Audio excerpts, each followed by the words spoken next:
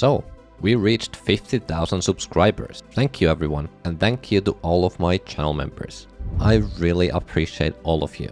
This is a huge milestone and halfway to the big 100k. I'm very grateful and privileged to be in this position. I had no idea what I could have done for this special moment until just a couple days ago. I thought, I haven't uploaded in some time now, and I have a lot of very exciting projects going on, so why not go over those projects and explain a little bit about what goes into them. And that's what I'm gonna be doing today. It's a pretty different video, but I hope you'll enjoy. I'll start off with a video a lot of you are probably waiting for, and that is the second part of the trigger tutorial.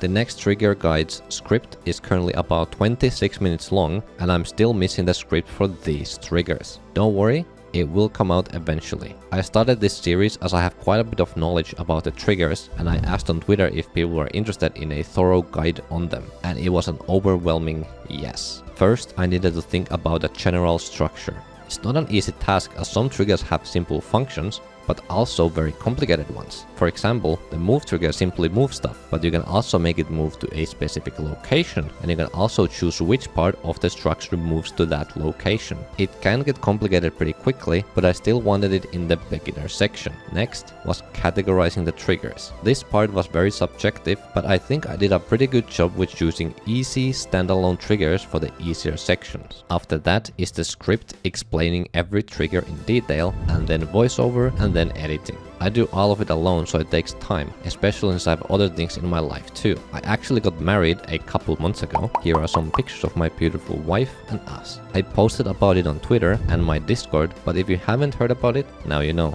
I'm a married man, and I could not be happier. I also work out regularly, and I do calisthenics, so that takes time too. I also stream Geometry Dash and create levels. Next, I'll talk about Strataverse Trials, a puzzle platformer I've been working on pretty much since 2.2 came out. I have over 450 hours in the editor on it. I've shown bits of it in my videos, but I wanted to show a bit more about what the level looks like for anyone who hasn't been on my streams. The basic idea is that you have boxes you can push, you have buttons, and they open gates. The boxes will also push the buttons and open the gates. This level also has a completely original soundtrack created by Takasakii and Dactor13. And actually, you're hearing the OST in the background of this video. Shout out to both of them for being awesome. There are a lot of complex interactions I had to work out with this level, and I'm still working on them, but it's nearing its end. There are going to be 3 worlds and 20 puzzles total, and I've currently made 14 of them. I've also considered making a proper video going through the design process of this entire level, so if you want more in-depth look into everything, you'll have to wait for that.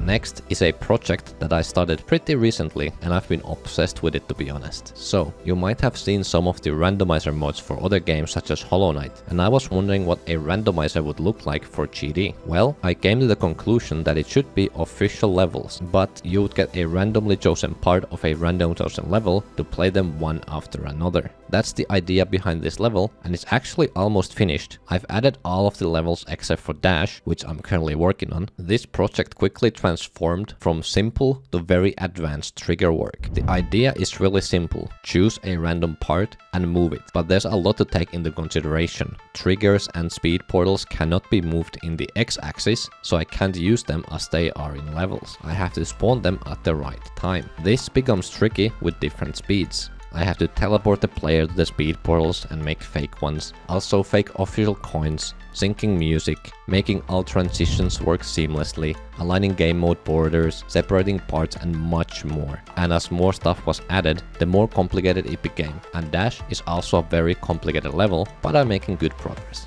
I've also added some extra options like endless mode if you just want to play for a high score, and a speed randomizer if you want some extra silliness. This level and a video about it will be coming out pretty soon. Those 3 are the main projects I'm working on currently, but I also have some others that I'm doing some little bits for in the background. One of these projects is an entire overhaul of the editor UI. I've remade the basic features of the editor in Unity and edited it to look more modern and streamline the functionality of the UI. All I have is a prototype, so I don't have much more to say about it. If you have any improvement ideas for the editor, let me know in the comments. I've also been collecting gameplay related bugs, and my inspiration was videos that had X amount of Y for every character and stuff like that.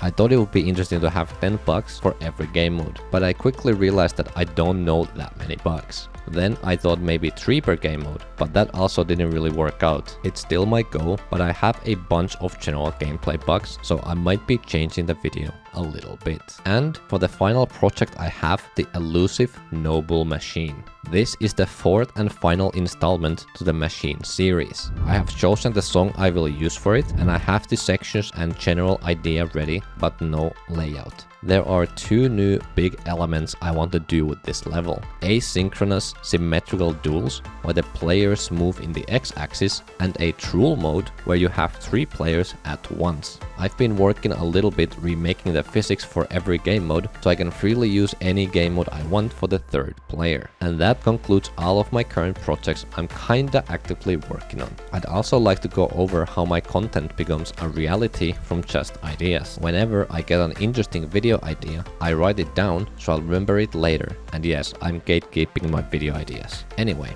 I have a bunch of ideas and I choose the most interesting one from there if I have no other projects. Sometimes a new idea pops up like this video and it just instantly takes priority. I also have separate channels for the scripts for each video, so I have them all neatly organized. The video scripts range from 1500 to 6000 words and they translate to roughly 10 to 30 minute videos. Currently, the trigger guide is about 4800 words long and still missing stuff, so it's going to be roughly a 30-minute video. Once I'm done with the scripting, I have to do a voiceover. Depending on the length of the script, it can take up to an hour to record it all. I redo many lines because I misspeak, or I edit the line because I didn't feel like it flowed as well in audio form. Sometimes I also notice mistakes that I have to research again to fix. It takes a surprisingly long time to make a video. For example, this video script is 1788 words long and the video is 8 minutes and 59 seconds long. The part of content creation that takes the longest is definitely editing. It takes a long time to edit videos, especially alone. I always start with cutting the raw voiceover. I remove all of the pauses and mistakes and get the final voiceover cut.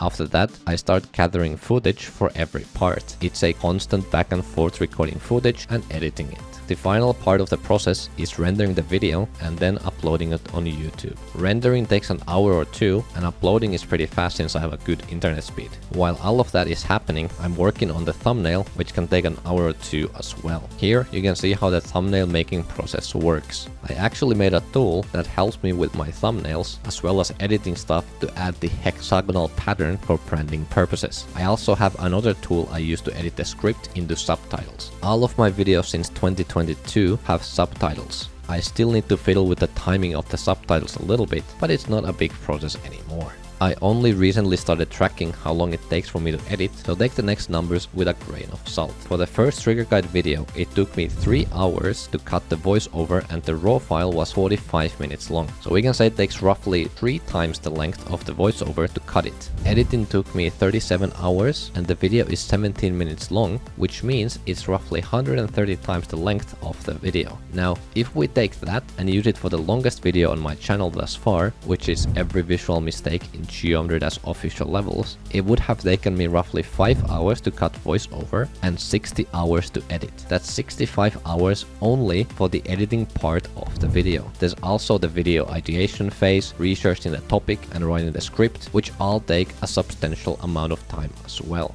Anyway, I hope this was interesting and helped you understand better what goes into content creation. Thank you for watching and I'll see you guys next blue moon. Bye bye.